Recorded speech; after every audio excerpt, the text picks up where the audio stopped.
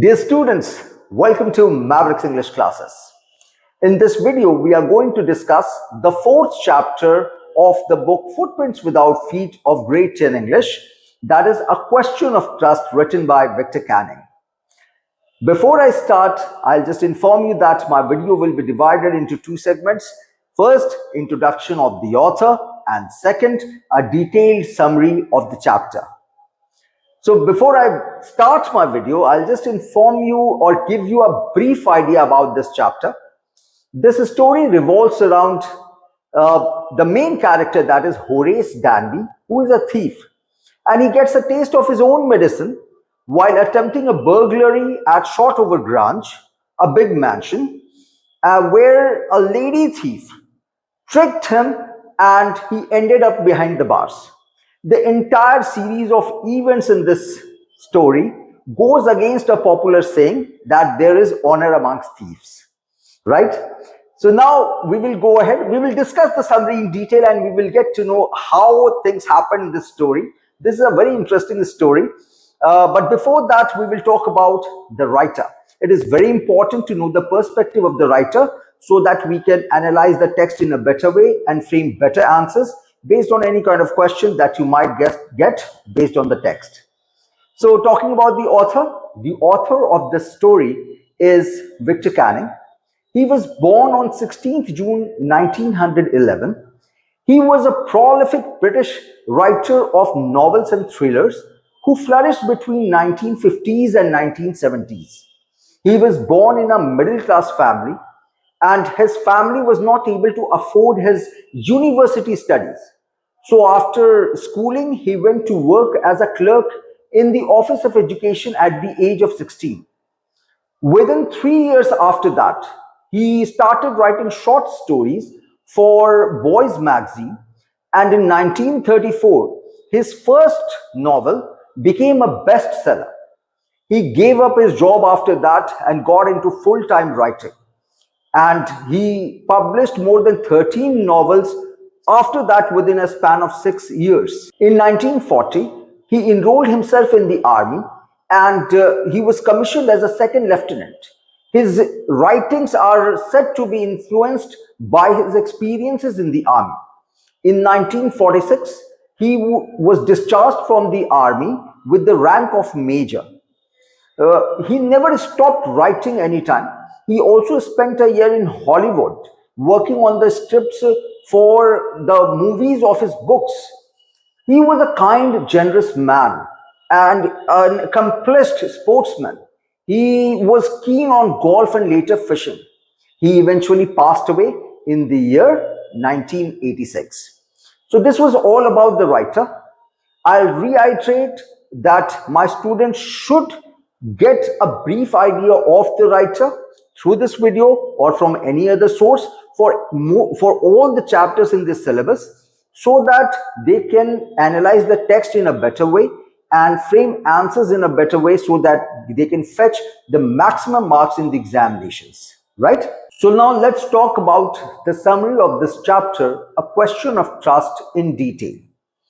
The story begins with the description of the main character, that is Horace Danby. Horace Danby was a reputed man in the society. He had a business of locks and had 2 helpers. He was 50 years of age and was not married. Though he was supposed to be reputed in the society, but he was not completely honest. He had a liking for rare and expensive books, for which he used to rob a safe or a house every year. He used to rob so much of money in one go that would last for 12 months. At this point of time, he was set for another robbery at Shotover Grange. He had observed a mansion and found that the owners of the house had gone to London and there were 15,000 pounds worth of jewelry in the safe in the house. He observed the house well and he found out where the helpers used to hang the keys. He also observed the garden, the hall, the safe, the rooms, everything. So one day he found that the helpers of the house were going out for a movie, and he thought that this is the best time to enter the house and rob the safe. So he entered the house from the garden area and went inside the house. At the kitchen, there was a small dog sitting, which he silenced by calling it by its name. And then he entered the hall, and on the table in the hall, there was a bowl of flour. Though Horace Danby was a well-to-do man, but he was suffering from hay fever. So at the smell of the flour, he started sneezing, and he went to cut the wiring of the alarm in the hall. Suddenly, he heard a voice that asked him, or told him rather, that he should cure his sneezing.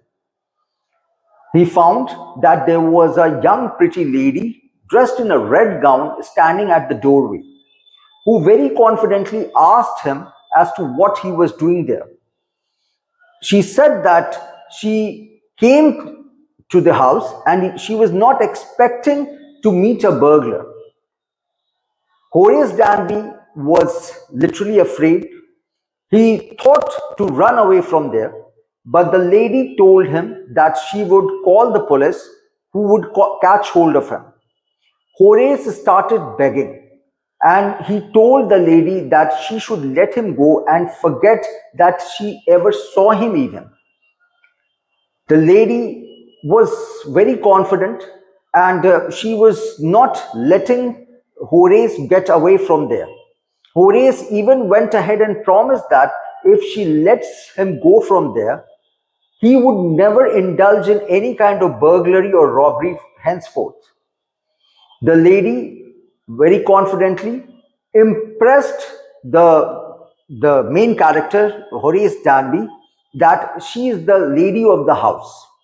She said that she came to the house to take out the jewels from the safe, as she had to go to a party tonight. And moreover, she had also promised her husband that she would transfer all the jewels from the safe to the bank. But she has forgotten the key to the safe. Horace Danby thought that this is a good opportunity. He assured the lady that he would open the safe if she lets him go. Horace took 1 hour to open the safe and finally handed over the jewelry to the lady and went away from there. 3 days passed. Horace was thinking of the promise that he had made to the lady, but he was not able to resist the temptation to rob, because he was now thinking of the books that he wanted. But he did not get another chance for another robbery, as that afternoon a policeman arrested him on the charges of robbing the Shotover garage. Horace Danby told the policeman that the lady of the house had told him to open the safe, but the lady of the house was somebody different. She was a 60-year-old gray-haired lady who said that whatever Horace was saying was nonsense. Horace now is serving as an assistant librarian in a prison, and he often thinks about the clever young lady who tricked him and who herself was a thief, and he landed behind the bars. Now, whenever somebody talks about honor among the thieves, Horace gets very angry, right? So in this story, Horace, who was a thief, got a pinch of his own medicine. He got trapped by another thief and got arrested. So what the moral of this story is, when you dig graves for others, you can fall in the same ditch yourself. So do good, expect good, do bad, and worst will happen with you.